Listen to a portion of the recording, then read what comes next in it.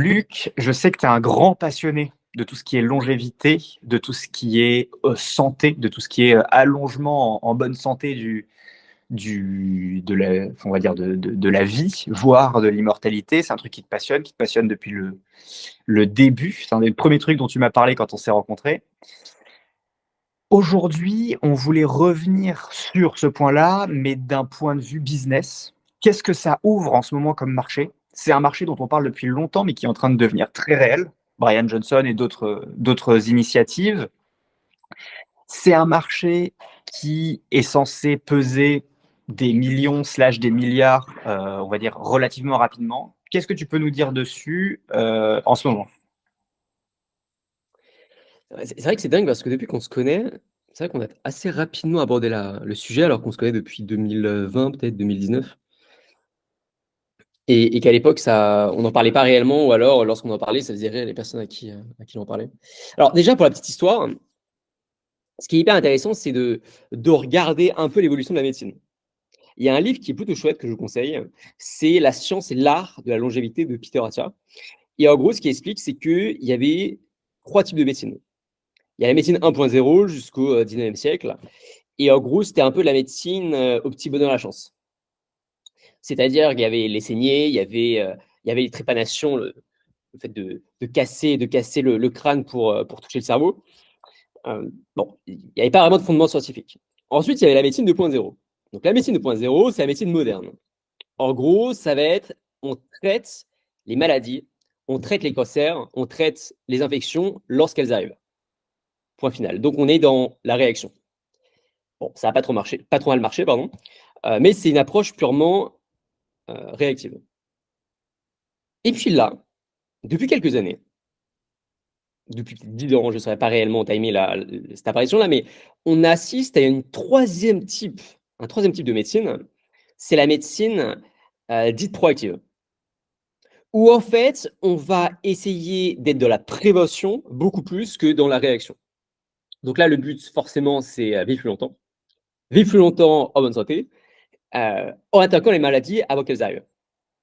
Voilà un peu le tableau sur l'évolution de la médecine. OK.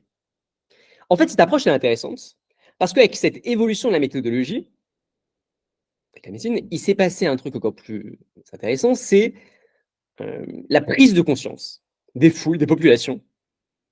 Alors, ça reste assez niche aujourd'hui, mais sur le fait que le sujet de la mort était un sujet qui devait être, un, de moins en moins tabou, et deux, qui potentiellement était réversible.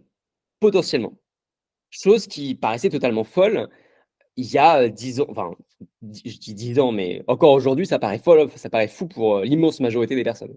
Moi, le retour que je peux donner là-dessus, c'est toutes ces startups de longévité au sens large du terme, c'est même pas 10 ans. Il y a encore 3 ans, c'était complètement. Je trouve que ça a démarré il y a 2, 3 ans vraiment à devenir relativement mainstream et à faire partie du débat. Avant ça, c'était des mecs bizarres dans un coin qui lançaient des startups bizarres financées par des milliardaires qui n'avaient pas envie de mourir. Tu vois.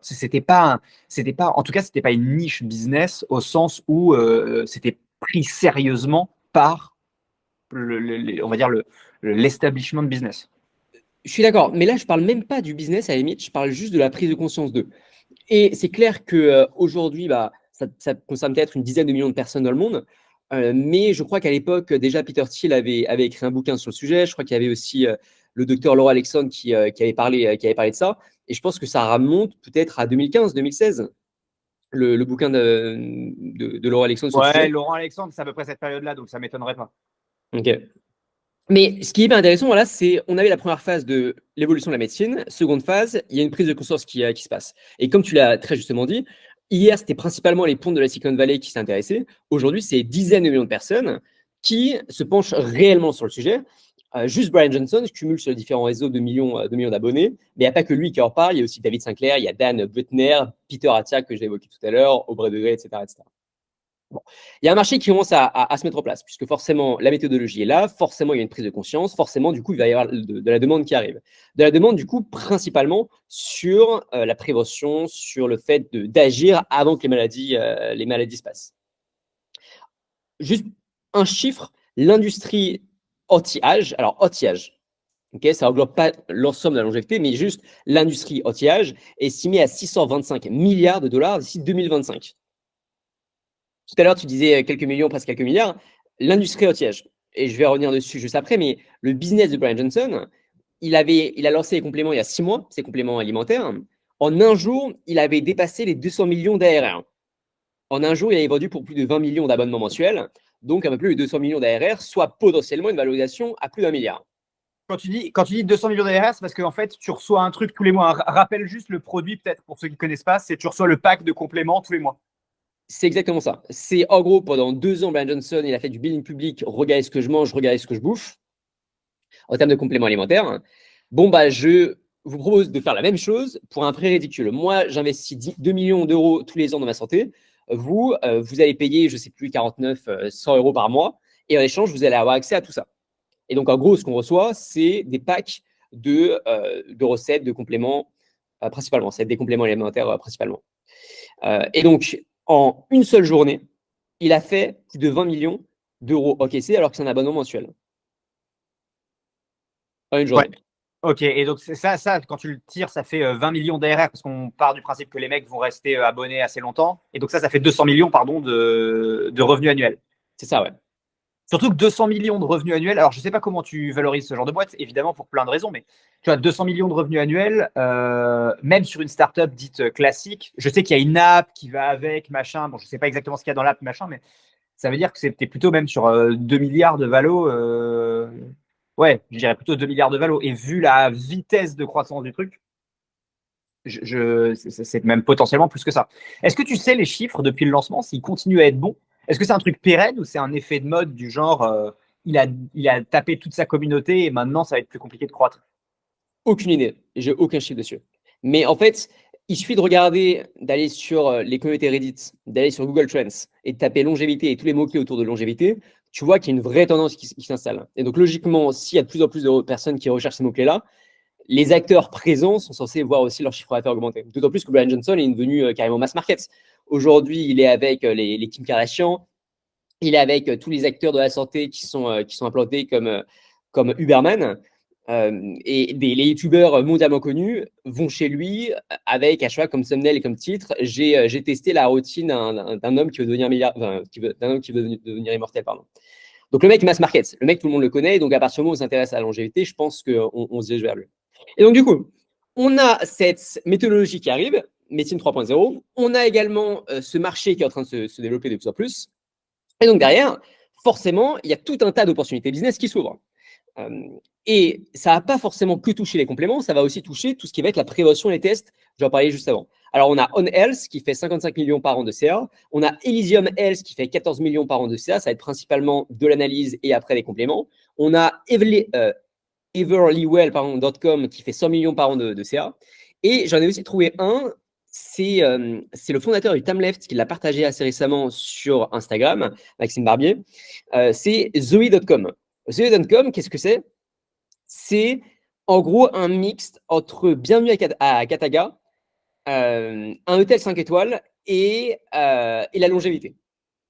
En gros, tu payes 3600 euros par an et pendant une après-midi entière, tu arrives dans une sorte de palace assez luxueux. Tu es accueilli par une assistante qui va te dire bonjour, nous sommes là pour vous, etc. etc.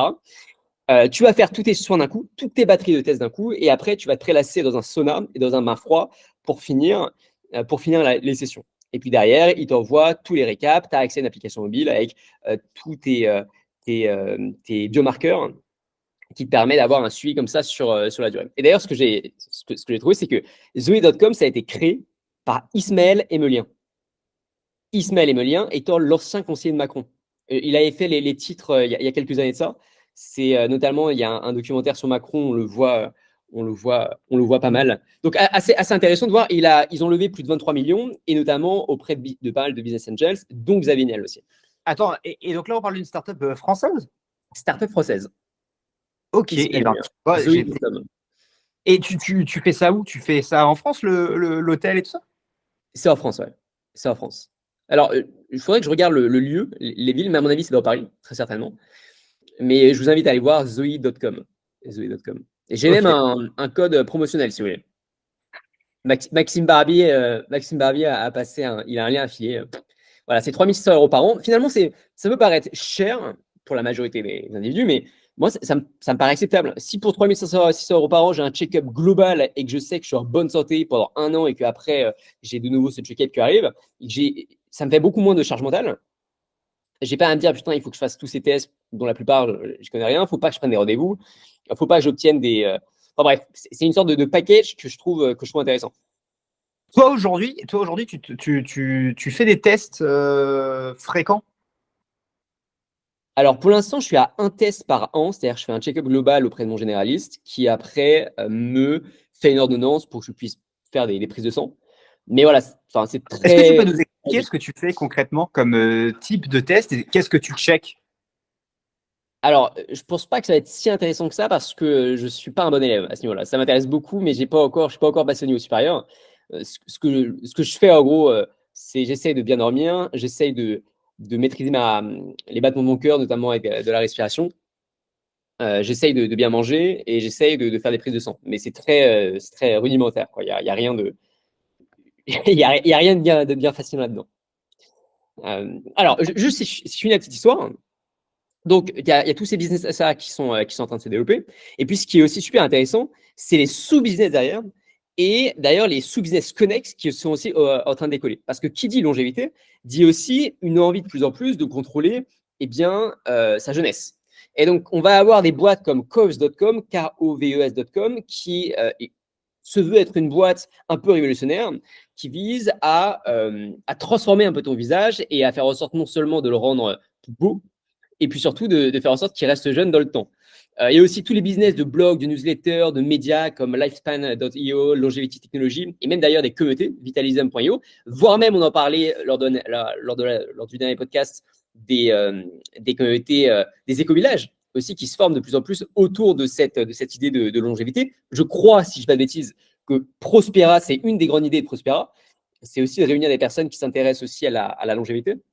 Je te confirme que Prospera, il y a plusieurs volets dans Prospera, mais un des volets, c'est la longévité, voire l'immortalité. Enfin, c'est vraiment, c'est assez clairement expliqué et clairement dit. Ouais. Ouais, donc on voit bien qu'il y a, non seulement il y a de plus en plus de business qui s'ouvrent, mais aussi des nouveaux marchés, enfin des marchés qui existent, mais qui sont maintenant attaqués avec l'angle de la longévité. Par exemple, la bouffe pour chiens. Par exemple, les compléments alimentaires pour chiens, qui maintenant sont tournés, ou pour chiens, pour chats, pour animaux, qui sont tournés aussi sous un angle de longévité. Et on peut très bien maintenant imaginer et faire juste une sorte de brainstorming où on se dit, OK, quels sont aujourd'hui les marchés qui sont saturés, mais que l'on pourrait venir attaquer avec cette nouvelle angle. Exemple, les applications mobiles de musculation. Il y en a 36 000, c'est saturé. Mais si d'un coup, on arrive en disant, nous, notre application, ce n'est pas forcément pour perdre du poids, ce n'est pas forcément pour avoir des abdos, mais si notre application, nous, ce serait pour augmenter sa longévité. D'un coup, on est unique. D'un coup, on arrive avec des exercices qui sont dédiés à ça, avec un programme alimentaire qui est dédié à ça. Et d'un coup, je pense, selon moi, qu'on change d'océan. On passe d'un océan extrêmement rouge à un océan qui est plutôt bleu. Et ça, on peut imaginer sur tous les types de business, finalement. J'ai parlé de la bouffe pour chiens, j'ai parlé des applications mobiles. On peut imaginer aussi des stages de méditation qui visent vraiment à faire diminuer les battements de notre cœur, pour faire en sorte d'éviter les crises cardiaques trop jeunes. Alors, j'ai fait un test assez récemment. Je ne sais pas si tu le fais, ça. C'est encore un conseil de Maxime Barbier, d'ailleurs. C'est tu mesures le nombre de battements par minute.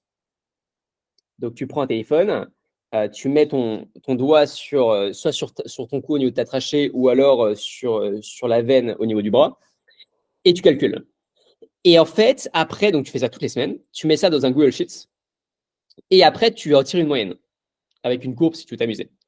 Et en fait, si tu es à 50, c'est exceptionnel, bravo. Pour les hommes, j'attends. Si tu es à plus de 80, les chances que tu aies une crise cardiaque augmentent de 2. Donc, tu doubles les chances d'avoir une crise cardiaque si tu as plus de 80, je ne me souviens plus exactement du terme, mais du nombre de battements par minute. Donc déjà, tu peux immédiatement voir si tu es ou pas en bonne santé comme ça. Bah après, il y a d'autres outils où tu mesures ta tension, Ouais. c'est plus simple. Bah, moi, tu sais, j'ai une montre comme ça, là, truc, et en fait, du coup, j'ai T'as combien? quotidiennement mon nombre de Ok. battements, et surtout, j'ai une app qui est liée à ça et qui me calcule mes moyennes et tout. Ah bah c'est génial, t'es à combien du coup? 62 ou 63, je sais plus. Ok. Mais par contre, ça me calcule une moyenne. Donc, si tu veux, quand je vais courir, ça me rajoute pendant un temps 150 ou 200, ou enfin, je sais pas combien je suis quand je vais courir, mais Ouais, mais c'est normal. Je pense que c'est normal. Ils sont pas débiles. Ils doivent prendre ça en compte. bah, je suppose. Mais au repos, je crois que je suis à 60. Au repos, 50, ça me semble hyper faible. Ouais. En fait, à ce qui paraît, le nombre de battements par seconde euh, varie entre 0,5 battements par seconde et 1 seconde 5. Enfin, et 1 battement,5 par seconde. Ouais, ok. Et donc, le but du jeu, c'est de faire en sorte que ton cœur batte soit le plus lent possible. À mon avis, alors je suis pas vraiment scientifique, mais à mon avis, c'est pour pouvoir laisser de la marge aussi lorsque tu vas faire des gros efforts physiques, pour pas d'un coup choquer ton cœur. Ouais, Euh, c'est possible, c'est possible. Je regarderai exactement, combien j'ai au repos très précisément. Malheureusement, je tourne sur le même téléphone où il y a l'appli, donc je peux pas te dire là, sinon je t'aurais sorti l'appli en live. Mais mais donc, du coup, il y a tous ces marchés qui s'ouvrent. Finalement, c'est presque infini, quoi. On peut attaquer tous les nouveaux marchés, tous les marchés existants et l'attaquer sous le dogme de la longévité. ouais, On a d'ailleurs Zestipose, Zestipaypaws, qui encaisse des centaines de millions d'euros par an. C'est des compléments alimentaires de longévité pour animaux. Et puis, il y a même après de la gamification avec ce qu'a pu même lancer Brian Johnson assez récemment avec les Jeux Olympiques de la longévité. Je vous invite à regarder, c'est super intéressant. On mettra le lien juste en dessous, c'est rejuvenationolympics.com. Et en gros, il y a une cinquantaine de personnes, c'est ouvert à tous, hein, mais c'est assez compliqué de faire des tests. Et le but, c'est de voir à quel point les personnes vieillissent lentement. Et finalement, le numéro 1, c'est celui qui a réussi à mettre en place un protocole sur soi-même qui est suffisamment performant pour lui permettre de vieillir le plus lentement. Et d'ailleurs, Brian Johnson n'est pas du tout le premier. Je crois qu'il est le quatrième ou le cinquième. ah ouais. Ouais.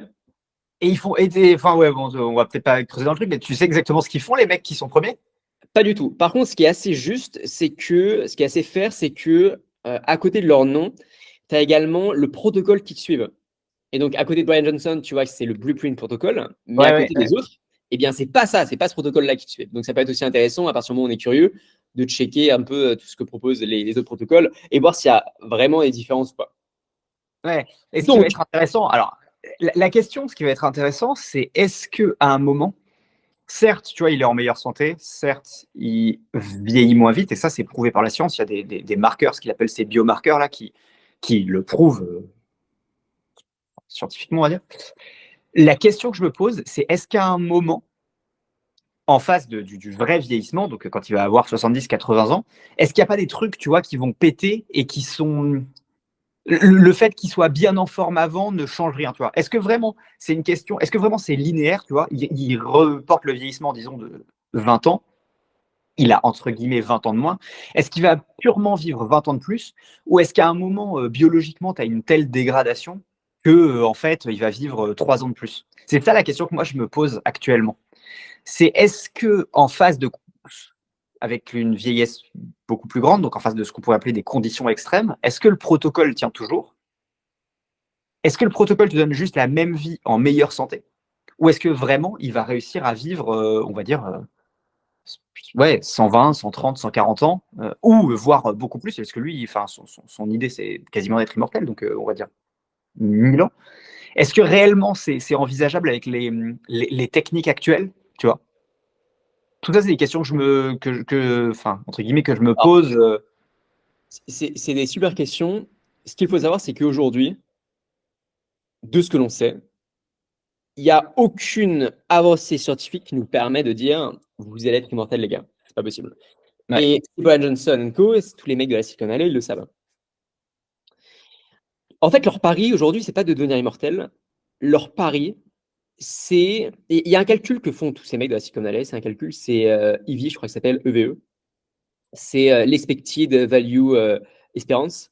Et en gros, ce calcul, il dit la chose suivante, c'est de considérer que s'il y a 0,001% de chance, pardon, s'il y a 0,001% de chance que qu'on devienne immortel, que ce soit possible, et que ça nous permette finalement de vivre à l'infini, eh bien, ça vaut le coup de grappiller quelques années en plus pour accéder à l'année où ces recherches et découvertes scientifiques vont apparaître. Et donc, finalement, eux, ils recherchent aujourd'hui pas à être immortels, ils recherchent à être suffisamment en vie, à être en vie suffisamment longtemps, pardon, pour justement pousser vers ce calcul qu'ils font, qui est, OK, si on meurt à 95 ans et que la solution, elle arrive lorsqu'on a 115 ans, bah, c'est dommage, pas de bol. C'est-à-dire que si on meurt à 115 ans et que la solution, elle arrive à 110 ans, bah là, d'un coup, le pari, il était worth it. Exactement. Et C'est intéressant de le faire. c'était la théorie justement de Laurent Alexandre de dire on est la dernière génération qui va mourir, pas parce que le truc a été inventé, mais parce que les autres, avec un allongement normal du temps de vie, vont finir par atteindre ce moment où ce sera possible. C'était complètement la théorie justement de Laurent Alexandre qui faisait le truc comme ça. Et donc son pari, c'était de dire, bah ok, moi j'essaye juste de pousser le plus longtemps possible, parce qu'en poussant le plus longtemps possible, j'augmente mécaniquement mes chances d'arriver au moment où ça passe. Ce qui est pas con du tout. Hein. Ce qui est pas con du tout. Enfin, ce qui se tient comme stratégie. Ce qui est pas con, mais moi je me pose quand même la question, à quel point est-ce que tout ça c'est vraiment utile? Au sens où nos grands-parents, alors certes, alors je finis mon idée après je reviens sur ça, mais au sens où nos grands-parents, bah, ils prenaient peut-être pas des bains froids tous les jours.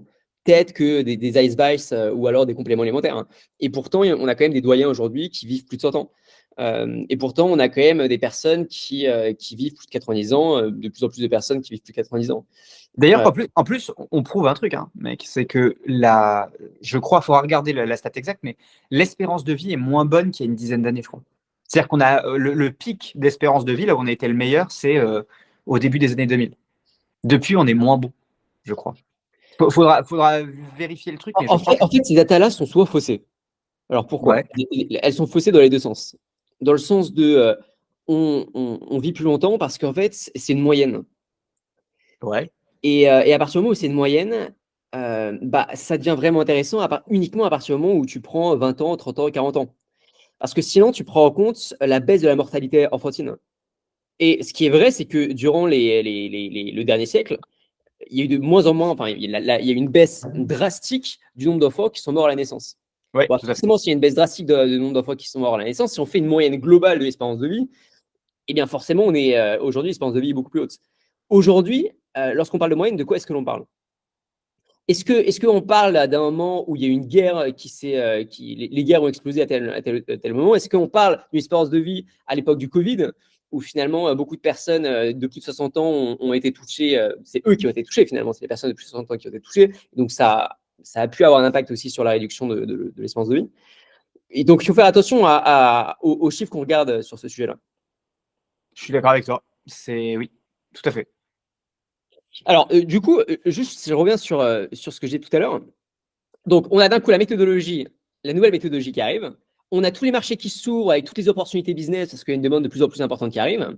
Et ce qui est hyper intéressant, c'est de se dire que s'il y a de plus en plus de personnes qui s'intéressent à la longévité, donc au fait de vivre plus longtemps en bonne santé, ça veut aussi dire que de plus en plus de recherches vont s'orienter vers la mort de la mort. Pourquoi? Parce que bah, l'offre-demande, à partir du moment où de plus en plus de personnes s'intéressent à ça, à partir du moment où on considère que c'est possible, bon, bah, il y a un intérêt économique à investir là-dedans. Or, ce qui se passait, c'est que jusqu'à présent, il y avait des organismes comme la FDA, Federation Drug, Food and Drug Administration. Ouais. exactement, qui bloquait ce type d'initiative. Pourquoi est-ce qu'elle bloquait ça? J'en sais rien. Par contre, ce qui est intéressant, c'est de se rendre compte que, alors c'est un article que j'ai vu en 2022, je ne sais pas si ça a changé depuis, mais jusqu'à présent, la FDA ne considère pas la mort comme une maladie. Ce qui est vrai, en soi, la mort n'est pas une maladie. Mais en fait, à partir du moment où elle ne considère pas la mort comme une maladie, elle ne peut pas autoriser des médicaments qui sont censés justement lutter contre des maladies, puisque la mort n'est pas une maladie. Bref. Et du coup, ça bloquait. Seulement, est-ce que finalement, on n'aurait pas un peu comme la crypto avec la SEC qui sont en train de faire marche arrière au fur et à mesure qu'il y a une adoption massive et même avec des enjeux politiques, est-ce qu'on n'aurait pas la même chose avec la longévité, au sens où de plus en plus de personnes s'intéressent à ça, au sens où il y a de plus en plus de business qui se créent, donc finalement des intérêts économiques énormes, presque même bientôt étatiques, parce que imagine le pays qui arrive à résoudre l'immortalité, la problématique de l'immortalité, enfin, c'est quand même il aurait quand même un certain nombre d'avantages sur un certain nombre de domaines. Et donc, on peut imaginer que d'ici quelques années, eh bien, la FDA recule sur tout ce qu'elle, sur les blocages qu'elle fait sur les tests, les recherches ou la mise sur le marché de médicaments contre la mort, et que ça se développe. Donc voilà, très intéressant de voir, enfin personnellement, j'ai trouvé ça très intéressant de me dire, OK, il y a cette méthodologie qui arrive, médecine 3.0, prévention. Cette prévention fait en sorte que de plus en plus de personnes s'y intéressent, plus il y a une sorte de popularisation de la chose avec des influenceurs qui arrivent. Donc ça crée énormément de marchés, énormément d'argent en circulation, des enjeux économiques, politiques, peut-être même géopolitiques. Et donc derrière, les instances de régulation vont être obligées, puisque le rapport de force il va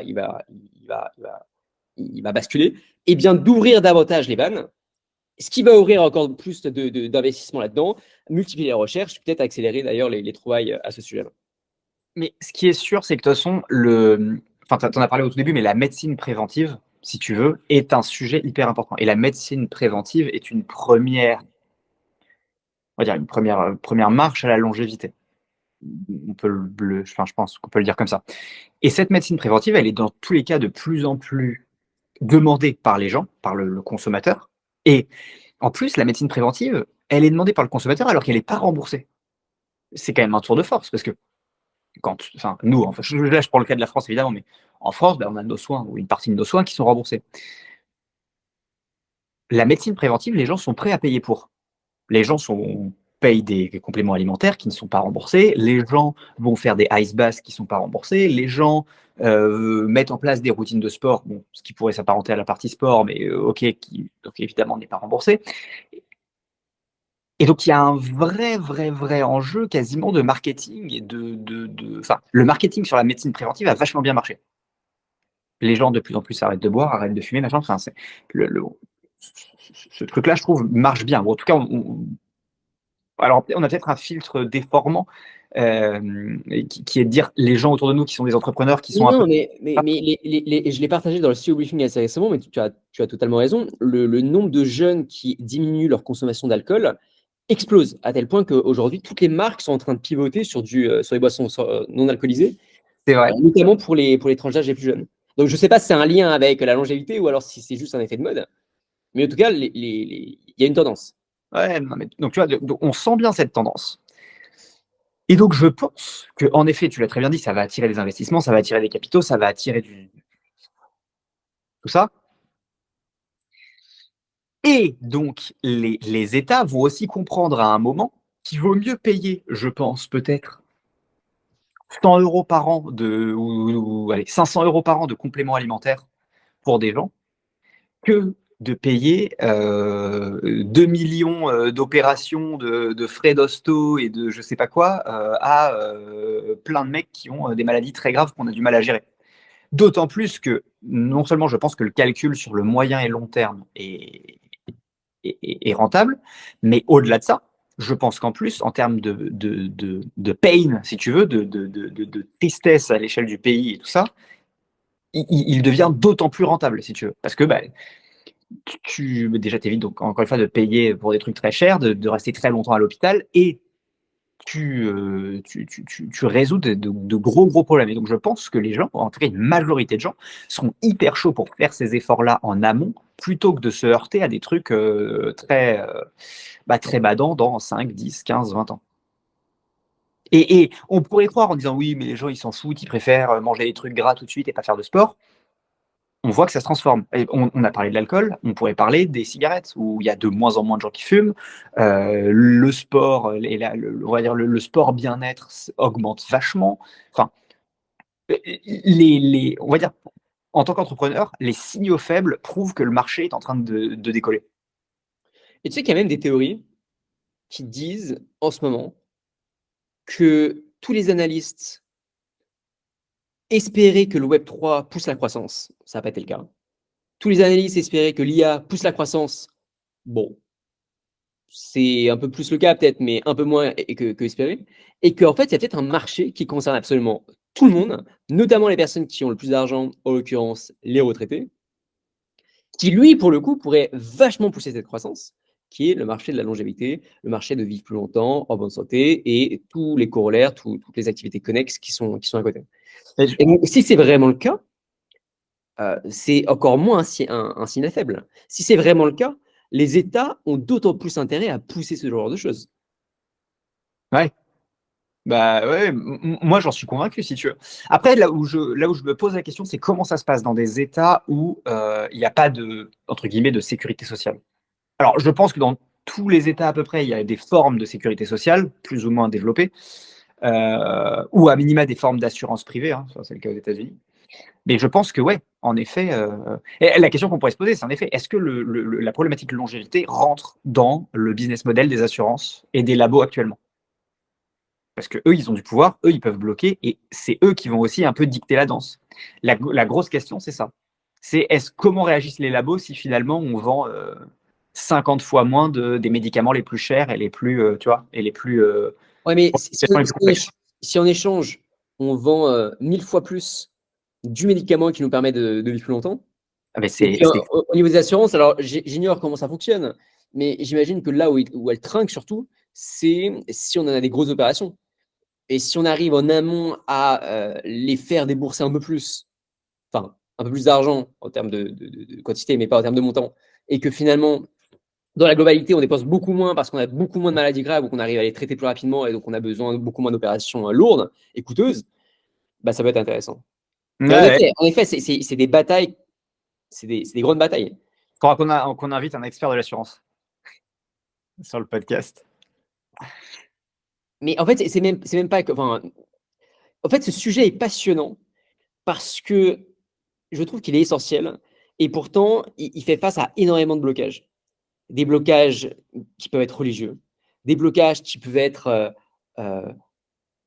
sociétaux, par exemple, ou morales, de dire, OK, bon, bah, génial, 3 600 € par an pour Zoé. Je ne trouve pas ça fondamentalement cher, mais c'est clair que l'immense majorité de la population, ne serait-ce qu'en France, ne peut pas se le permettre. Des blocages aussi de,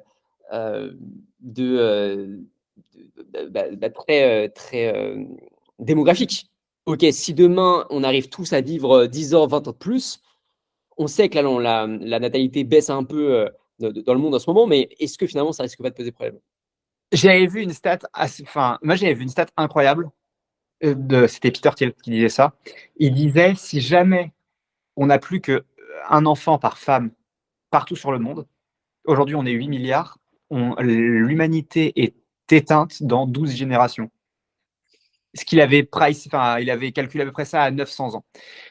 J'ai refait le calcul, en effet, le truc tombe juste. Enfin, le truc tombe, il reste moins d'1 million de personnes. Et, et en fait, on ne se rend pas compte parfois de à quel point très vite, si en effet la natalité s'effondre, à quel point très vite, 1000 ans, alors tu vas me dire 1000 ans, c'est beaucoup, et en même temps, sur l'ensemble de l'histoire de l'humain et de ce qui s'apparente aux humains, c'est peu. En 1000 ans, il n'y a plus personne. Et on est 8 milliards, on n'a jamais été autant, entre guillemets. Tu vois. Super intéressant. Et donc, je sais pas à quel point aujourd'hui, parce que je pense que la natalité, il faudrait sur des stats mondes, en effet, le truc de un enfant par femme, ça commence à devenir vrai dans certains pays, mais pas tous. Et donc, faudrait voir le truc. Mais en effet, tu as des problèmes, tu as ce genre de problème en termes de population et de comment ça se passe. Alors, 10 ans, je connais pas l'impact, mais c'est vrai que si tout le monde est immortel, c'est complètement un autre sujet. Toi, tu fais quoi au quotidien pour la longévité? Est-ce que c'est quelque chose qui t'intéresse? Ouais, Que matériellement, tu fais des actions spécifiques, monsieur? ouais, moi, matériellement. Alors, par contre, moi, je suis pas du tout dans le. Enfin, à part ce que je viens de t'expliquer avant sur la montre, je suis pas du tout dans le calcul. Enfin, je suis pas du tout dans le calcul. Disons, enfin, je vais expliquer, ça sera plus clair. Moi, ce que je fais, c'est que, j'essaye de bien manger, bien dormir. Mon truc numéro un, c'est bien manger, bien dormir, faire du sport, méditer. C'est mes grands piliers, on va dire, si tu veux, où je me dis, si tu dors bien, tu manges bien, euh, tu as une activité sportive relativement intensive, sans non plus faire des trucs de dégénérés, mais relativement intensive, et, tu médites, ce qui est même pas, je pense que la méditation, honnêtement, tu pourrais le virer, ça, je sais pas ce que ça implique vraiment sur la longévité. Moi, ça m'aide à gérer mon stress et je trouve ça cool. Ça, c'est, on va dire, le layer 1 qui, je pense, fait 90% du job. Honnêtement, je pense que ça fait 90% du job. Derrière, je prends des compléments alimentaires, vitamine C, parce qu'il y avait des études qui prouvaient. En fait, à un moment, j'avais pris un coach en biohacking. Génial. Ouais, j'avais pris un coach en biohacking qui m'avait filé tout un paquet de trucs que je fais plus ou moins assidûment, on va dire quand même. Mais j'ai des compléments alimentaires et j'ai des petites recettes, tu vois, de trucs avec des mélanges entre des légumes lacto-fermentés, de l'huile d'olive, enfin un truc qui ressemble un peu à ce que fait Brian Johnson, mais version, c'est un autre mec qui me l'a fait. Il s'appelle Tuan, on le salue. On pourrait le faire venir. Tiens, on pourrait le faire venir dans le pod un jour. Ce serait intéressant. Son job, c'est d'optimiser des entrepreneurs, lui. Il fait du biohacking pour entrepreneurs et chefs d'entreprise. Attends, tu as fait appel à lui quand? Il y a quelle année? J'ai fait appel à lui en 2021. Ah, Donc, il y a 3 ans. il était en avance sur son temps. Ah, il était complètement en avance sur son temps. Et le mec est très fort. Et d'ailleurs, il doit avoir pas loin, j'ai pas envie de dire de conneries, il nous le dira mieux que moi, mais il doit avoir pas loin de 40 ans. Et le type fait, allez, s'il fait 30 ans, c'est le max, tu vois. Et donc, moi, j'ai testé tout ça. Et tu as en effet de vrais gains vrais gains de productivité. Tu vois que ça marche, tu vois que tu es plus efficace dans ton boulot. Enfin, il y a plein de trucs qui marchent bien. Après, si tu dérègles, j'ai déjà essayé de le faire, tu gardes tous les autres trucs, mais tu dérègles ton sommeil, ou tu bouffes comme un gros porc, ou pas du tout assez, ou ce genre de truc, tu vas quand même être mal et fatigué et te sentir pas bien. En fait, si tu négliges les fondamentaux, sommeil, bouffe et activité, t'as beau tenter ce que tu veux, je crois qu'il n'y a rien qui marche. C'est mes two cents sur le truc. Hein. Je suis pas sûr que ce soit ce que je dis soit scientifiquement validé. Là, je donne comment dire, un retour d'expérience de ce que j'ai pu faire. Je pense que tous les trucs fancy, les lumières, tu vois, pendant l'été, pendant l'hiver, j'ai une lampe avec des lumières, genre comme si c'était le soleil. Tous les compléments alimentaires que j'ai, donc rhodiola, magnésium, vitamine C, ashwagandha, je dois en oublier, mais enfin tous ces trucs-là, ça peut t'aider, tu vois, à compenser une ou deux mauvaises journées où tu as mal dormi, tu vas compenser un peu. Mais si sur une longue période de temps tu dors mal, ou si sur une longue période de temps tu bouffes vraiment mal, ou tu fais pas du tout d'activité, pour moi, il n'y a aucun effet à tous les autres trucs. Enfin, ou il y a peut-être un effet, mais il est vraiment trop minimal pour être ressenti, et à mon avis, trop minimal pour fonctionner réellement. Ouais, je suis assez d'accord, je te rejoins. Mais encore une fois, ça reste, voilà, ça reste ce que moi je pense. Après, ouais, je fais un peu tu vois, de mouvements, d'étirements et tout pour pas être trop, tu vois, trop, on va dire, je sais pas, stiff. Ils disaient les mecs, tu vois, trop tendu. Ouais, méditation, respiration, des massages de temps en temps, mais je pense que ça, c'est clairement, parce que c'est cool de se faire masser, mais je pense pas que ça ait un énorme impact. Par contre, il y a un deuxième truc, c'est que tout ça bout à bout, et tout ça bout à bout sur 10 ans, finit par avoir des impacts. Le plus 0,01% par jour finit par compound, et au bout de 10 ans, en effet, un mec qui fait les bons fondamentaux sans ça et un mec qui fait les bons fondamentaux avec ça en plus, il y a un petit effet supplémentaire. Et donc peut-être que sur 40 ans, oui, c'est peut-être 3 ou 5 ans de longévité. Et là, tu commences à rentrer sur des trucs où ton EVE, comme tu dis, avec ton calcul. Voilà ce que je peux te dire sur moi, et mes routines. Et qu'est-ce que tu penses de l'immortalité? Au-delà de la longévité, vivre plus longtemps en bonne santé, est-ce que l'immortalité, c'est quelque chose, c'est une réflexion qui te paraît réaliste? C'est quelque chose qui te paraît réaliste dans les 10, 20, 30, 40 prochaines années, avant ta mort? Ouais, du coup, plus, c'est 40, 50 prochaines 20 années. ans, là, c'est chaud là quand même. Est-ce que ça me paraît réaliste? En fait, j'ai une réflexion un peu plus profonde sur la technologie au sens large à ce niveau-là, c'est de dire on est très mauvais, nous, êtres humains, pour pricer le temps et la délivrabilité d'un truc. Enfin, je veux dire, si on regarde, si on est très honnête, il y a des trucs sur lesquels, tu vois, si on pose la question fin 2022, est-ce que l'IA va avancer très vite? je t'aurais dit, ben, j'en sais rien, tu vois, ça fait 10 ans que en fait, l'IA elle tourne. On a eu 1 an et demi d'avancée méga rapide.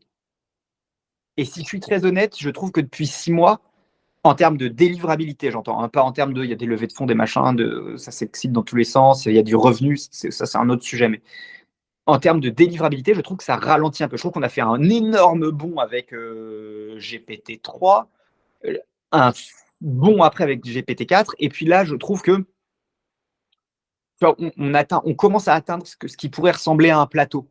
J'ai l'impression, mais peut-être que je me trompe aussi, tu vois. Et donc, ça, c'est un exemple. Et dans le sens inverse, quand tu prends des mecs des années 70, ils disaient, ouais, on aura des voitures volantes, des trucs, des machins, on ira sur. Ouais, enfin, pour l'instant, on va pas sur Mars. Quand on va sur la Lune, c'est très, très, très, très compliqué de le refaire. Ok, on envoie quelques satellites, mais enfin bon, ça s'arrête là. On n'est pas du tout immortel. On voyage pas beaucoup plus vite que dans les années 70. D'ailleurs, la régulation. J'avais vu un truc, on voyage même moins vite que dans les années 70 du fait de la régulation pour aller d'un point à un autre, par exemple en avion. L'avion faisait. Le progrès technique de l'avion nous a fait gagner 15 minutes sur le voyage. Et on a rajouté 1 heure et demie de check-in avant, 1 heure et demie de check-out. Et en fait, l'un dans l'autre, on a perdu 2h45. Et donc, c'est très compliqué de répondre à cette question. Moi, je pense que ça doit être possible. En tout cas, j'y crois vaguement en me disant, on va finir par, tu vois, par être capable de créer avec des imprimantes 3D des organes, de tout remplacer. Et donc, si tu finis par pouvoir tout remplacer, qu'est-ce qui reste? Il reste la conscience. Et la conscience, c'est quoi? On ne sait pas exactement, mais a priori, tant que ta conscience fonctionne et que tu es là, pourquoi pas même transférer ta conscience? Enfin, tu vois, tant qu'on n'aura pas mis le doigt sur c'est quoi la conscience, est-ce qu'on a une âme ou pas, est-ce que notre âme est immortelle ou pas, est-ce que enfin, tu vois, toutes ces questions hyper fondamentales qui sont à la mi-distance entre la spiritualité, la philosophie, l'humanité et la science, évidemment, parce que s'il n'y a pas la science, bon, ça ne vaut pas grand-chose, on va dire, en termes de preuves. Ce sera compliqué de dire, mais je vois pas.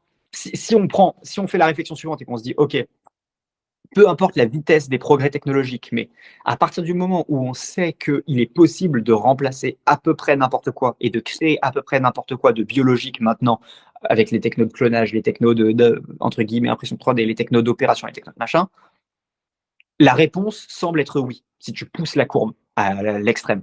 La réponse semble être oui. La question que tu poses sur est-ce que c'est 30 ou 40 ans, incapable de enfin, est-ce que c'est 10 ans, est-ce que c'est 50 ans, incapable de répondre parce que ça va dépendre de plein de choses comme à chaque fois. Ça va dépendre de est-ce que la régulation s'adapte, est-ce que les moyens sont là pour financer, est-ce que c'est une priorité de l'humanité. Si là, tu vois, on se tape une période de 5, 6, 10 ans de tumultes internationaux, géopolitiques et tout ça, peut-être que la longévité deviendra moins un, un sujet prioritaire. Je te donne un exemple. Depuis 2 ans, les startups dans la défense n'ont jamais reçu autant de financement. Les startups militaires, défense, espionnage, machin, n'ont jamais reçu autant de financement. Pourquoi? Parce que la priorité mondiale, c'est de dire, oula, on est dans un monde qui se tend, peut-être investissons dans les startups de défense et dans tout ce qui est les entreprises liées à ce secteur-là, parce qu'on risque d'en avoir besoin. Et donc, si on a un avantage et qu'on a un edge sur les mecs à côté, eh ben, on est en avance. Donc, investissons là-dessus. Ça devient une priorité. Et ce qui fait qu'une fois que l'État et tout l'appareil s'est mis à dire OK, ça c'est une priorité, bah, les fonds de VC y suivent parce qu'ils savent qu'ils vont être rachetés par des gros groupes qui ont besoin de ces technologies-là. Du coup, les employés, bah, ils se forment un peu plus, donc ils sont plus précis ou plus forts pour ce type de start-up ou ce type d'entreprise. Et donc, enfin, tu vois, et ainsi de suite, et ainsi de suite, et ainsi de suite. Et s'il y a vraiment un conflit, ce qui est le cas aujourd'hui, eh bien, les dépenses opérationnelles vont, la consommation va vers ces entreprises. Et donc, ces entreprises sont en croissance, ainsi de suite, blablabla. Donc, ça va dépendre de trop de facteurs qu'on ne maîtrise pas, de savoir si ça va être 10 ans, 30 ans ou 100 ans. Mais par contre, je pense que technologiquement, un jour, on y arrivera. Est-ce que c'est souhaitable? C'est un autre débat, qui est plus philosophique, je crois. Ok. Mais le seul moyen, et ça c'est hyper important, le seul moyen de savoir si c'est souhaitable, c'est d'être capable de le faire. Parce que discuter de quelque chose tant qu'on n'est pas capable de le faire, ou qu'on ne sait pas, on ne sait même pas si c'est techniquement possible de le faire, ça vaut rien parce qu'en fait, on n'a pas l'option. En fait, c'est un peu même ce qui se passe aujourd'hui avec l'IA. C'est toutes les personnes qui crient au loup en parlant de l'intelligence suprême qui va dépasser l'humain ou alors qui va écraser l'humanité. Bah, on n'y est pas encore. Pourtant, il y a quand même des garde-fous et des personnes qui. Parce que finalement, est-ce que c'est. Moi, je ne suis pas totalement d'accord avec toi. C'est-à-dire à la fois, en effet, c'est un peu débile de parler d'un truc qu'on ne sait pas encore faire aujourd'hui. Mais une fois qu'on saura le faire, ce sera trop tard. Une fois qu'on a su créer la bombe atomique, bon, bah, c'était trop tard pour dire. Bon, ah non, finalement, on va arrêter les études et on va tout ranger de ce côté-là. Une fois qu'on aura inventé l'IA suprême qui sera capable de dépasser l'humain et de prendre toutes les décisions de place, ouais, ce sera trop tard pour mettre en place des garde-fous sur ça. Une fois qu'on aura atteint l'immortalité et que seul, peut-être potentiellement une toute petite partie des humains vont y avoir accès, bah, ce sera trop tard pour mettre des garde-fous, puisque ces personnes ils vont avoir un pouvoir que nul autre être humain dans l'histoire n'a eu. Ouais, c'est vrai, non, mais t'as raison. C'est-à-dire que toi, ce que tu dis, c'est de contrôler avant. Moi, ce que je disais, c'était de dire est-ce que c'est souhaitable? Et ça, C'est bien d'avoir les débats en amont. ouais, C'est bien d'avoir les débats en amont. Après, ce que permet de faire ces débats, c'est de débloquer, déjà de considérer que c'est possible, et donc de débloquer les fonds, de débloquer les consciences, de débloquer les croyances à ce niveau-là. Et puis aussi d'éviter de mettre des bâtons dans les roues de toutes ces personnes qui essayent justement de réaliser l'impossible aujourd'hui. ouais. Brian Johnson, il fait toute cette embouille avec les compléments alimentaires, la bonne bouffe, le bon sommeil à 100% chez lui aux États-Unis. Ok, super. Et par contre, toutes ces expérimentations un peu plus technologiques, un peu plus développées, il est fait ailleurs. Il va sur des îles pour tester d'autres méthodes qui aujourd'hui ne sont pas du tout autorisées aux États-Unis. Ouais, mais d'ailleurs, ça ne m'étonnerait pas qu'il y ait des pays où même ces compléments alimentaires soient pas validés, hein. J'en ai aucune idée, hein, mais ça m'étonnerait pas que tu tombes sur des juridictions qui disent ah oui, mais ça, nous, on connaît pas la composition. Enfin, tu vois, j'en sais rien, mais ça peut très vite arriver, ce genre de truc, hein. Alors, peut-être pas en Occident, parce que ce qu'il se passe là-bas, et je crois que c'est Tougan Barra d'ailleurs qui partageait cette idée-là, c'est de considérer que la plupart, notamment des pays européens, ils font confiance à la FDA. Et donc, à partir du moment où la FDA autorise des compléments ou alors autorise des médicaments, généralement, ils s'alignent sur les décisions. C'est Et puis, possible. dans tous les cas, ça a été. Moi, je connais des amis en France qui l'ont reçu. À Dubaï aussi, ils le reçoivent. Aux États-Unis, Ok, logique. Donc, en tout cas, dans les pays occidentaux de l'OCDE, c'est en train de. Ça circule. ça circule, ok. Ok, ok. Bon, Bon, bah, c'est un premier épisode sur le sujet intéressant. ah ouais. Et je pense qu'on fera des follow-up. Moi, je te dis, il faudra qu'on invite dans le podcast les prochaines fois. Du coup, il s'appelle Tuan. Euh, je vais l'appeler pour voir s'il serait intéressé, mais, ou en tout cas, ou quelqu'un d'autre, mais qui serait chaud sur la partie biohacking, qui pourrait nous en dire plus, on va dire techniquement, et qu'est-ce qui est possible de mettre en place, qu'est-ce qui est faisable, et quels sont on va dire, sur plusieurs personnes, parce que lui, il coach des dizaines de personnes, quels sont les résultats ressentis et vus et calculés et mesurés.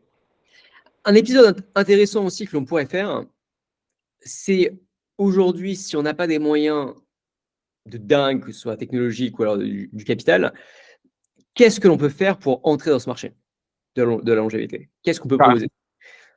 Bon, Et d'ailleurs, ceux qui nous écoutent, n'hésitez pas à nous dire en commentaire sur quel axe vous aimeriez qu'on creuse ce genre de marché et on va dire, d'opportunités, si ça en devient une, quoi. c'est clair. Bon, bah, Ok, à dimanche. à dimanche.